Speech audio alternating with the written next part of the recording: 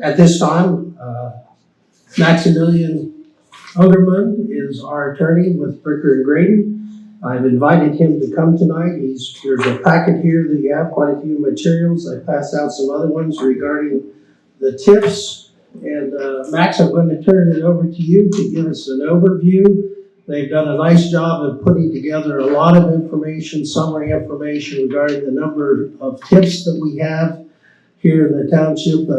We have a list. I passed out a list here tonight with those that have not been filed. And so I want to bring this information forward to the board and to the public. So, Max, you have the floor.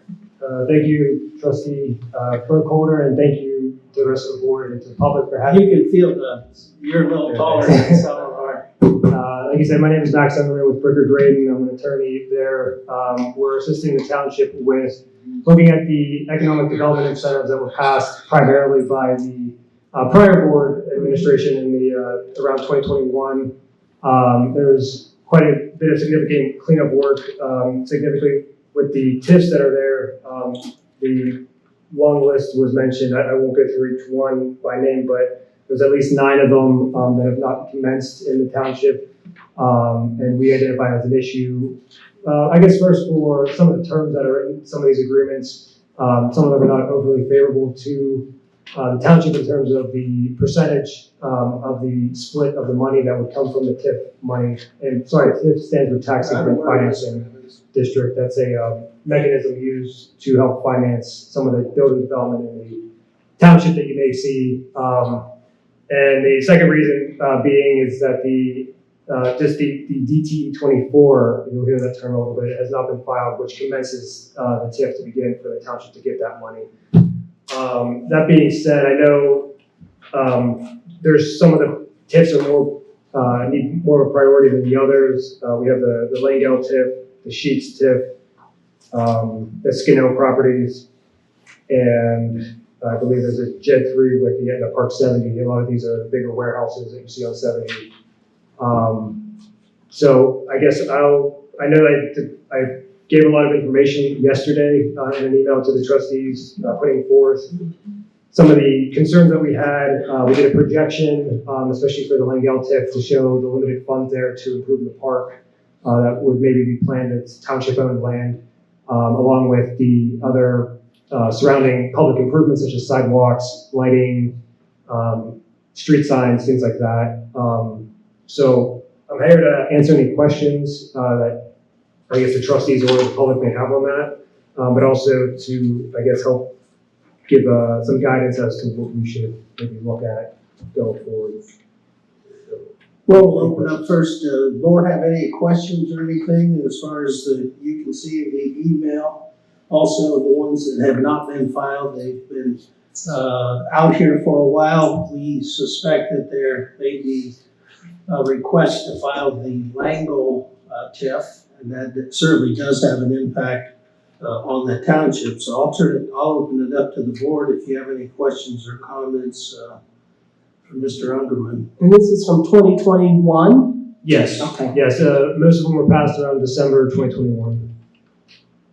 That was legislation passed by that administration here, the township, and then they were agreements entered into. A lot of these TIFs are compounded with a JED or a CRA, but not all of them. Some of them are standalone.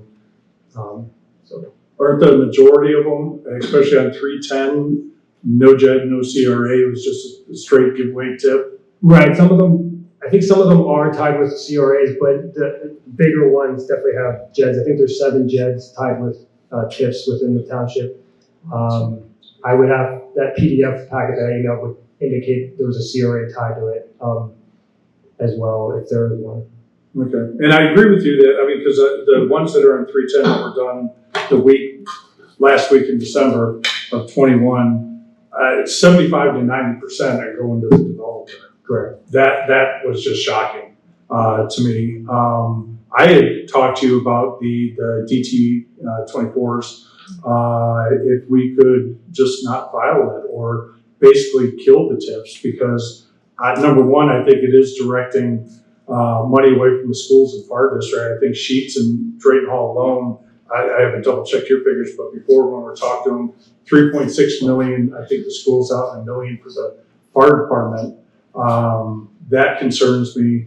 And I know your response was, we could do it, we might get a lawsuit from them if they try to enforce, but I think that is something that we probably should discuss in executive session if we want to stand up against it, because as you said, it's not favorable to the township. Most other townships, a large portion doesn't come to the township, or a larger portion. Yeah, that's a good question. So it's usually dependent on, and this is part of the analysis that you'd have to get down to, is how much is the township going to contribute to it? How much are the township's expenses versus the developers? And that usually would drive the percentage split. So I guess at the time when these were contemplated by prior legal counsel, prior administration, the expectation was that the developer was going to do a lot of the work, and a lot of that money that would go to the township was reflective of that percentage. That's my best guess. But isn't like Drayton Hall is the way I was described, the TIF is paying for the sewer line, almost everything except the building. The parking, the paths, the trees, everything. That seems to be a developer cost. I'm not sure what cost the township would have had on that.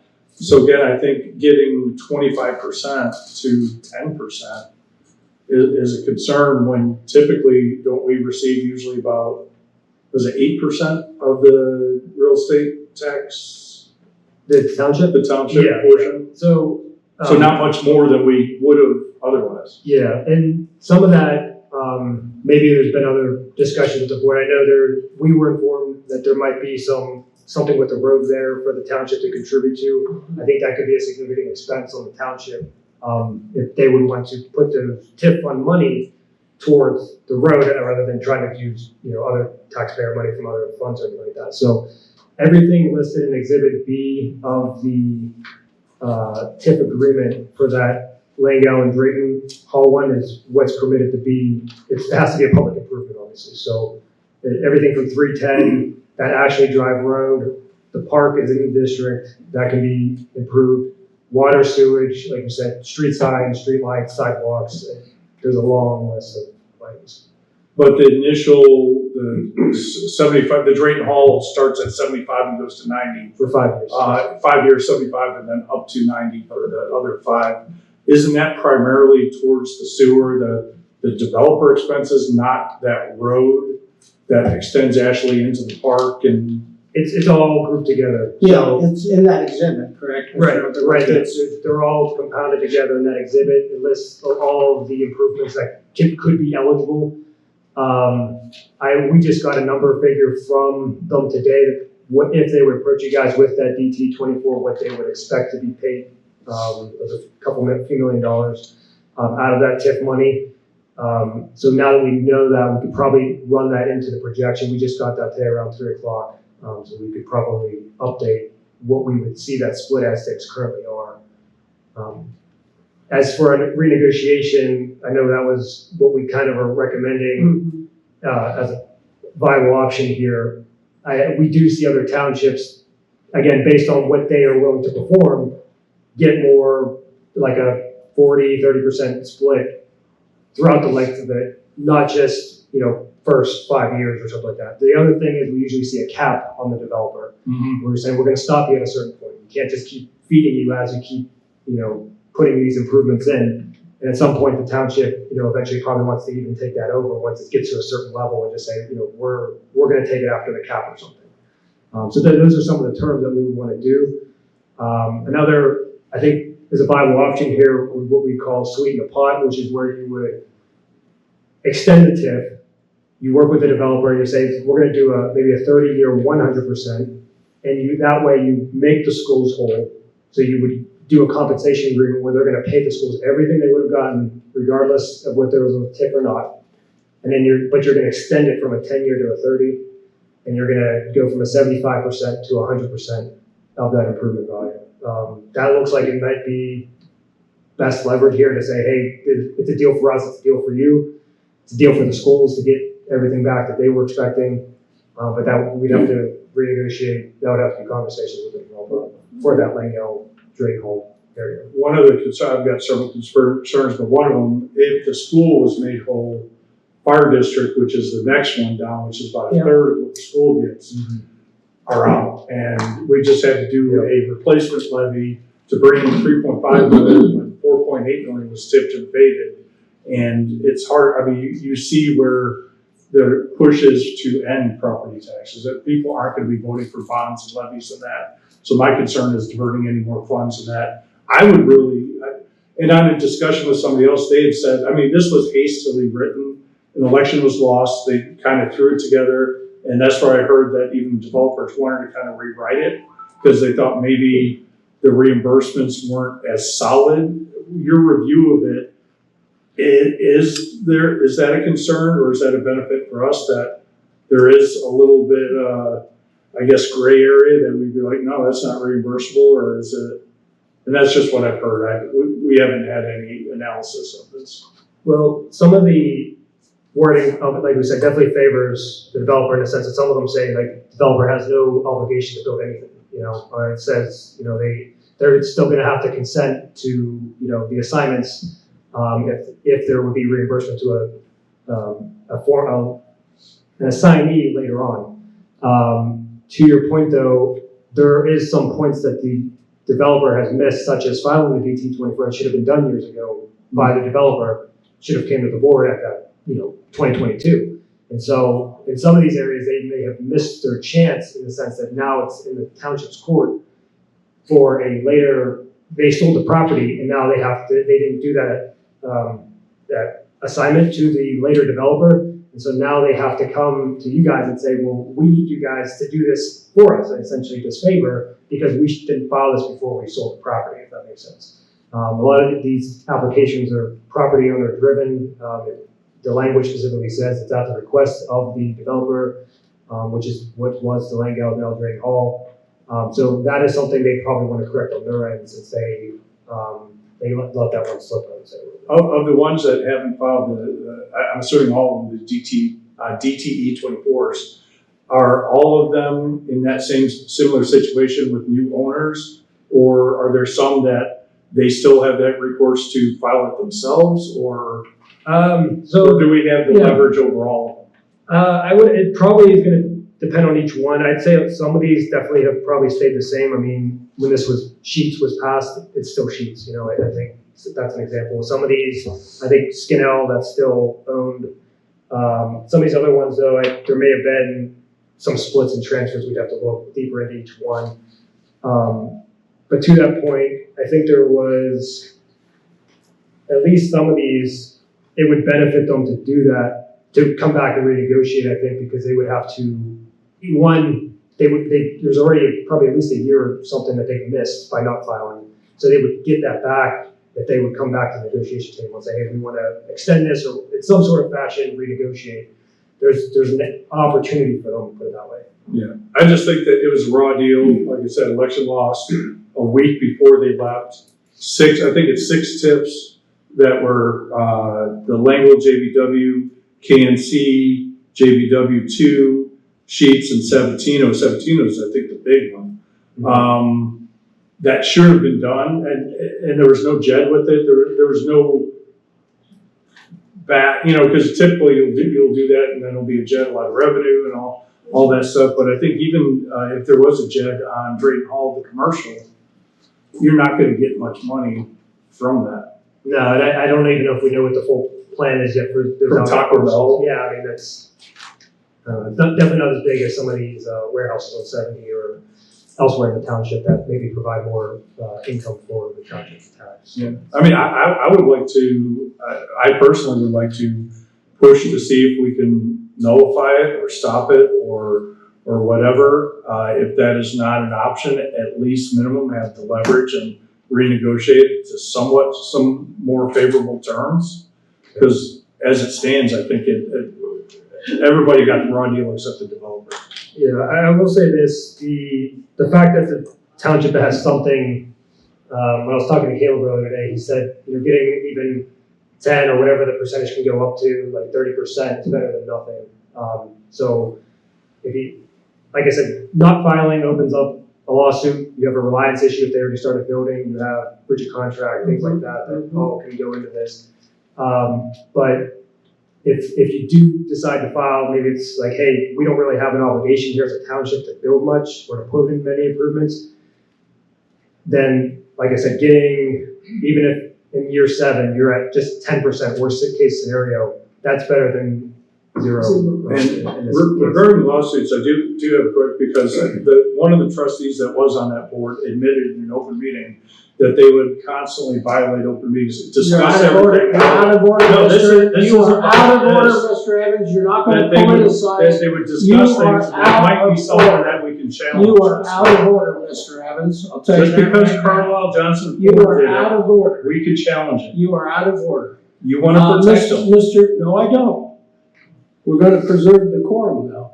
Mr. Engerman, could you briefly, and the reason I invited him here tonight as well is because there's a lot of confusion. These are very complicated economic development tools. And unfortunately, there's a lot of things set out in the public that are incorrect. For example, this TIF has not been filed, so there's been no funds diverted yet. They will have to pay taxes, but you've been aware of this for 4 years now, Mr. Evans. And I've tried to do And it. I decided that we need to bring it to the public. The other thing I want to talk about on this particular project is that the agreement is that we, the township, have to build the second half of Ashley River Drive. That's been estimated. I don't know the exact amount. You always have an estimate. It's been talked about $400,000 to $500,000. And the agreement was that that second half would fall on the taxpayers of Etna Township. The township would have to build that second half. So it made sense to get our attorneys involved and say, can we renegotiate to where we don't have to expend that money for that public? It will be a public road, so it's a public improvement. So I'm glad, but what I want you to explain is the fact that on about the 1075, that the original value, which was probably agricultural, the school districts still get that tax on that, right? And then they get what, 25% of the appreciated? Because it's a 10-year, but it's only 75%. But if you can go through that a little bit, because I think that's something that both the board and the public, I think, need to understand about how that gets split out. Sure, so the 1075, that's a TIF by right. The revised code allows townships to do that without school district consent. Versus the 30-year 100 that requires a school district consent, and that's why you typically get into a full compensation agreement where the school is made completely whole in those scenarios. The 1075, though, is by right. You just need to provide notice to the schools that the township's doing it. And the way that works is the year that the resolution is passed, that acts as a freeze on we call that the base year. So that will freeze the taxes essentially. A lot of times, like you said, it's agricultural or just land. But the way the TIF works is it will capture, once the DT-24 is filed, the increase in assessed value. So what the auditor will assess the building improvement as on the property. And so that will apply to 75% of that increase in assessed value, whereas the remaining 25% will be processed as normal for the schools and such to still get their money and things like that. So you said 25% would be the school, right? it's normal, typical. Not 25% of the schools, but the 25% that's not tipped. Not tipped money. 60% of That's it. what I was trying to make clear. Yes, They'll be distributed. yes, the 25% it's going to process like your normal real estate taxes on the property. It's the 75% of that increase. So again, there's still that base frozen area that's still processing normal, but the increase on that building improvement, that 75% of that amount is going to be diverted into the TIF fund, if that makes sense. Trustee McKee, do you have any? No, Questions or anything? Thank you. Anything else?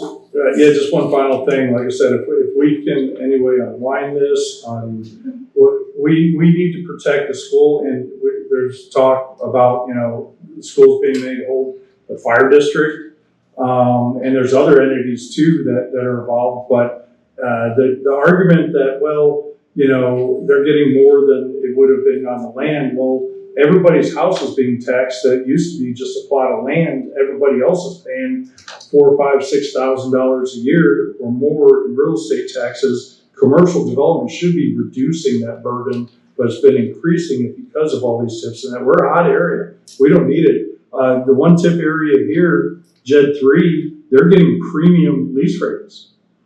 They didn't need that to build. So I've had discussion with others for abatements that why do they need it? They don't need sewer, they don't need a turn lane or anything because everybody else gets it. So we don't need to build out right away, fill up, but school funding is critical, fire funding is critical, and I'm against these TIFs and Well, abatements. that's why I wanted to bring it forward, because if they request it be filed, I think we as the township ought to have a plan and a strategy, particularly when we have additional costs as well. So no one argued that the 25% was the offset, but given these deals and everything, this probably should have come much sooner. And I pushed for that. I do remember even Miss McKee and I don't recall. not Bill Spurgeon, Bill Vance was going to get all this together. And I've been pushing for 4 years for this to be addressed, and it's been Apparently, blocked. well, no, it hasn't been blocked, It's- Mr. Evans. it's So in here. apparently, It's in and here. by the way, please provide your calculations. You keep talking about the calculations and you put it out on. Yeah, that was from Rob. That was from Rob Platt Well, with the let's- meeting with the Well, school. let's see those, so. Yeah, Rob Platt, the school, and Anyone- the attorney for them. I'm gonna give the opportunity, is there any questions from the public? Normally, we don't do that, but I think given a lot of discussion and interest, are there any questions anyone from the community has regarding how these things work and how we're trying to untangle them? You need a microphone so we can hear you on the recorder. I'm sorry. Thank you. Max Billings working double. My question is, when we do 75-25, or we do for the 5 years, it's 5, 10, 15 years is what the 75-25 can go to. And then the 30-year terms are 70-30.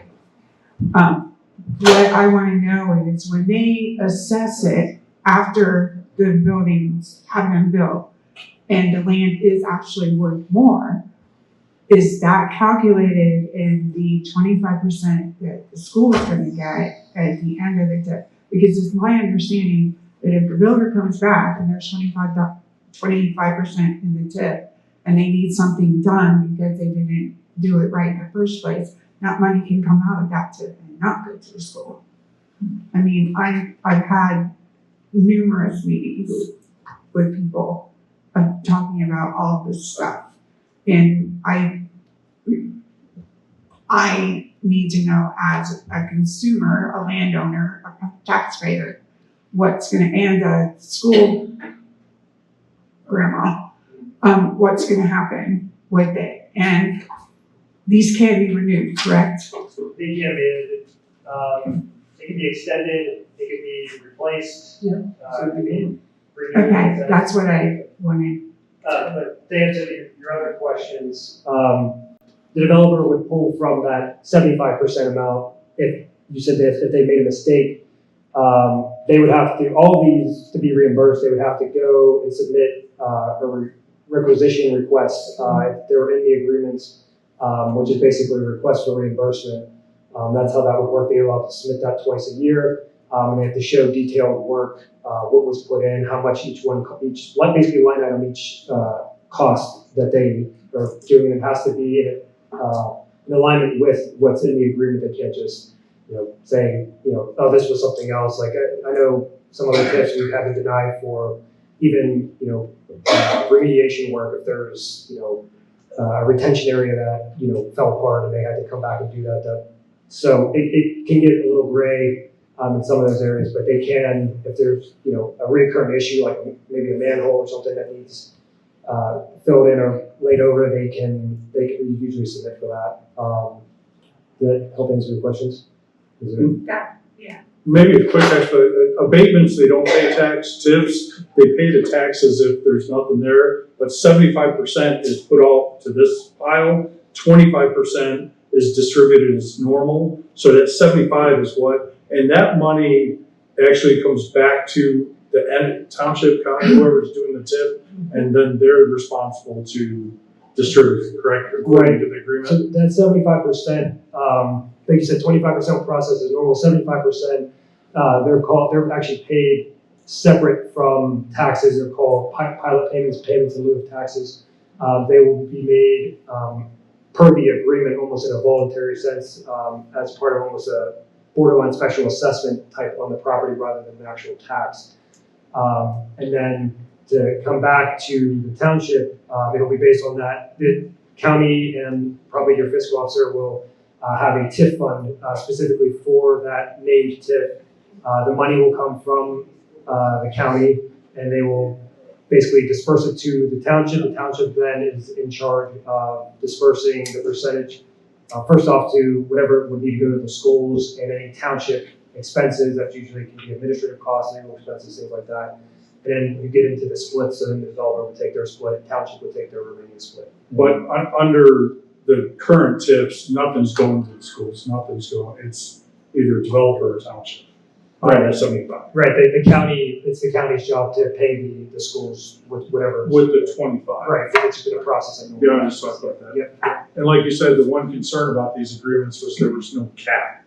It was just Yes. 75 to 90%. I think Savatinos was straight 80% for 10 years. That was one of my concerns too. But Yes, ideally they would have submitted like development plans and expected costs, and then you would, based on those numbers, you probably want to put a cap on them. You know, if that's a renegotiation or future TIFs, whatever it may be in the township. But without a cap, could we hold them to a cap, saying that's not reasonable? Is that one of the things that they want to renegotiate? Because they actually came back, Drayton Hall and Sheets combined. They wanted to extend it 20 years, and I'm sure put all the other things that were kind of missed and stuff in there.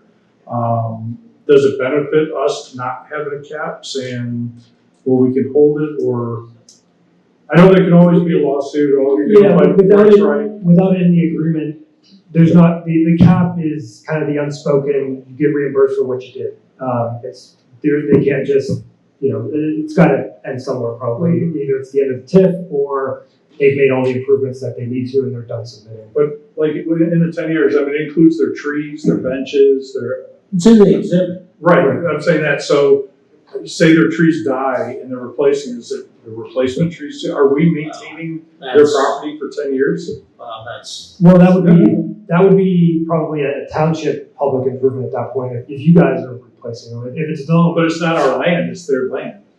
it's about who's putting in the cost. You'll see sometimes even the subcontractors that they're trying to they'll get reimbursed for like subcontractor work or other entities within if it's their money to pay out to whoever does the work. So we pay out when we reimbursement. reimburse this. Right. But it's their land, but we're paying for the parking lot on their land, correct? The trees, the benches, the Right, sidewalks. so if that's the case, the township should be getting reimbursed for that if you're doing the work, if your road crew's in there, if you're. No, but we're not, but I believe that what I was explaining earlier was pretty much everything but their apartment buildings is being reimbursed through the TIF.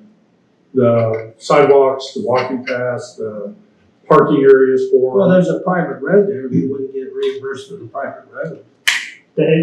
Whatever. Is that excluded in there, or? The private road is specifically included in there. It's private, no, it's gotta be a public improvement. So if it's a private road, they can't. So their parking lot for their apartment leasees That's is private. not part of the It reimbursement. needs to be a public infrastructure improvement. And if they're gonna put water lines that other people are gonna connect in with, if that road does become public, they might try to get reimbursement for that at that point. If they were dedicated or if they would request that the township finish it. I think there was a park on the far side they might want to connect to. But like the improvement on 310 with the light and stuff, that is what they're probably gonna submit. Yeah, if it's like a sidewalk that's open to the public, if there's lighting there, that can all be reimbursed since that'll be accessible to everybody.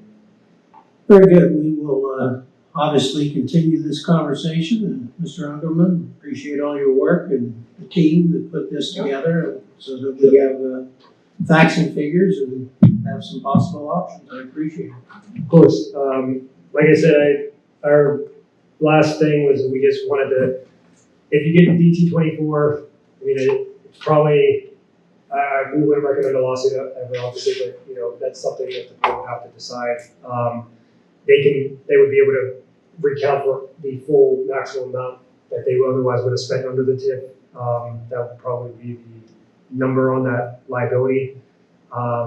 If you, like I said, Caleb just said, something is better than nothing, he said, and he said, each one will probably require analysis of what's the township's obligations or what are you desiring to put in for public improvements? What is the developers? That'll drive the split. Again, if there's not a whole lot, if there's like sheets is already done, township didn't do a whole lot on there, maybe it makes sense to just get it and get at least some of that money. If these TIFs are the only way to kill them per se is really to repeal the legislation and, you know, or try to undo it somehow. It's very hard when you have a resolution that's passed. If that makes sense. Very good. Thank you very much. Yeah, thank you. And one quick thing on the JED 2, I'll try to get that information to you, but is there where would that be recorded? Or like I said, somebody said there was county and township on that same property on Etna Parkway, southwest of Refugee and Etna Parkway. So we had limited information on the file that was sent to us on that JED 2. We know there's a JED, it made reference to a TIF. I don't know if it's a county TIF or a township TIF. They're typically both can pass a TIF simultaneously, but only one can apply. So at that point, it's a first to file situation. And that's what I was told, first file. Okay, so but we should have that documentation correctly, because nothing would have been filed, nothing would have been. If there is a TIF there would need to be a township resolution that would be passed at that time. We can find it or. Okay. I said we couldn't find zoning from 21. Thank you, sir. Thank you all. Yep, thank you, sir. Appreciate your time. Public comments. Anyone has public comments, please limit it to 3 minutes.